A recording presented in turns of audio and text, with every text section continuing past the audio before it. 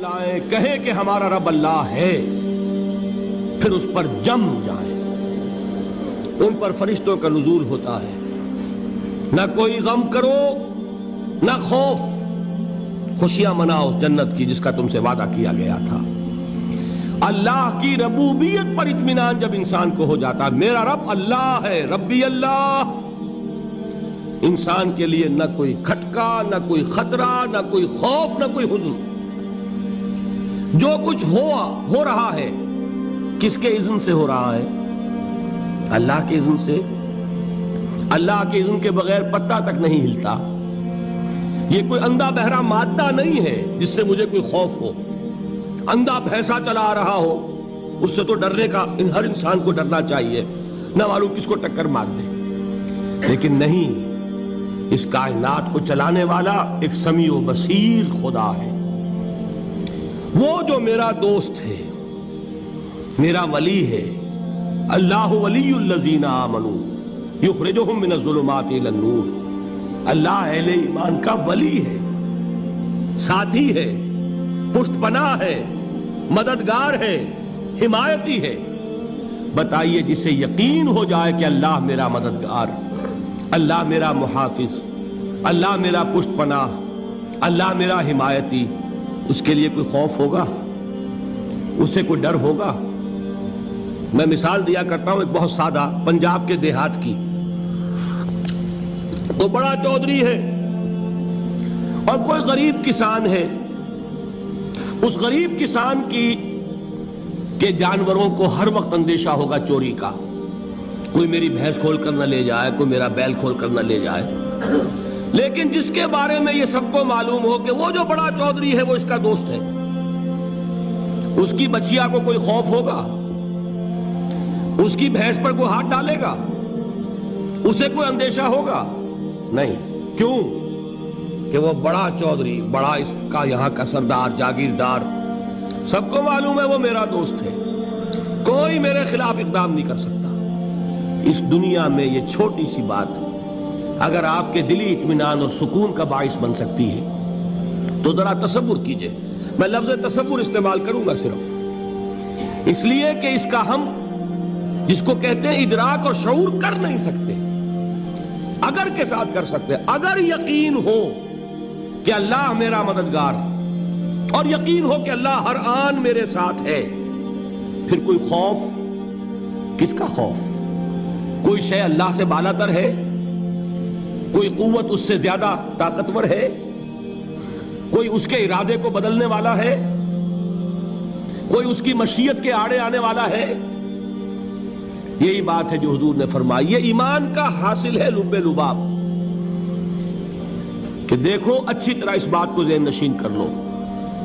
اگر تمام انسان مل کر تمہیں کوئی نقصان پہنچانا چاہے، نہیں پہنچا سکتے مگر جو کچھ اللہ نے لکھ دیا ہو، اور تمام انسان مل کر تمہیں کوئی نفع پہنچانا چاہے، نہیں پہنچا سکتے مگر وہ شے جو اللہ نے طے کر دی۔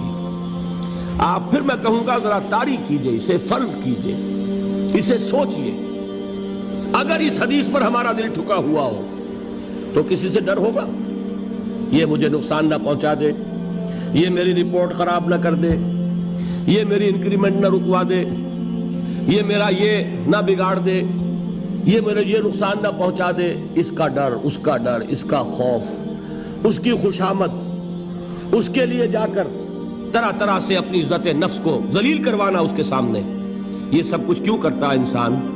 جب سمجھتا ہے کہ اس کے ہاتھ میں میرا کوئی نفع ہے، اس کے ہاتھ میں میرے لیے کوئی ضرر ہے، یہ مجھے کوئی غضب پہنچا سکتا ہے، یہ مجھے کوئی نقصان پہنچا سکتا ہے، یہ میرا کوئی کام بنا سکتا ہے، یہ میری کوئی ضرورت پوری کر سکتا ہے۔ اسی کا نام شرک ہے۔ جہاں آپ نے یہ سمجھا کہ غیر اللہ کے اندر کوئی طاقت موجود ہے، وہی شرک ہے۔ بتوں سے تجھ کو امیدیں، خدا سے نومیدی، مجھے بتا تو صحیح اور کافری کیا ہے؟ شرک تو یہ ہے۔ جس پر بھی تمہیں یہ خیال ہے، کلمہ ہے یہ کلمہ سوم، لا حول ولا قوت الا باللہ، ذرا اس پر دل کو کبھی اگر آپ تصور کریں، پھر فرض کریں، دل ٹھک جائے اس پر، کوئی طاقت نہیں۔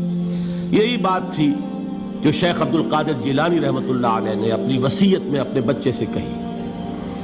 11ویں دینے والے ہیں، لیکن حضرت شیخ عبد القادر جیلانی کی وصیت اور تعلیمات کو کتنے لوگ ہیں کہ جانتے ہو؟ یہ جن مقامات تک پہنچے ہیں وہ کس چیز کی بدولت پہنچے ہیں؟ انہوں نے جو پیغام دیا وہ کیا تھا؟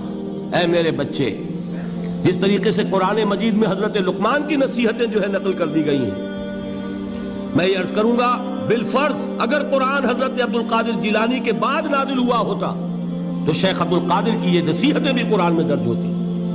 اتنی اونچی نصیحتیں ہیں. اے میرے بچے، اس حقیقت کو ذہن نشین کر لے، لا فاعل فی الحقیقت ولا مؤثر الا اللہ. اس کائنات میں نہ کوئی فاعل حقیقی ہے نہ مؤثر حقیقی ہے سوائے اللہ کے. کسی شے میں کوئی تاثیر نہیں اگر اللہ نہ چاہے. آگ جلا نہیں سکتی اگر اللہ نہ چاہے. پانی ڈبو نہیں سکتا اگر اللہ نہ چاہے. زہر ہلاک نہیں کر سکتا اگر اللہ نہ چاہے. کوئی چیز فائدہ نہیں پہنچا سکتی اگر اللہ نہ چاہے. تو در در پہ کیوں سر جھکاتے ہو؟ در در پر کیوں جبیں سائی کرتے ہو؟ سب کے سامنے کیوں ہاتھ پھیلاتے ہو؟ ایک اللہ سے مانگو. ایک اللہ کے سامنے زمین پر اپنی جبین رکھو. لا فاعل فی الحقیقت ولا مؤثر الا اللہ. نظر آتا ہے ہمیں کہ پانی پیاس بجھا دیتا ہے. پیاس بجھانے کی صلاحیت پانی میں نہیں ہے، اللہ کے اذن سے. کھانا بھوک مٹا دیتا ہے، بھوک مٹانے کی صلاحیت کھانے میں نہیں ہے، اذن رب میں.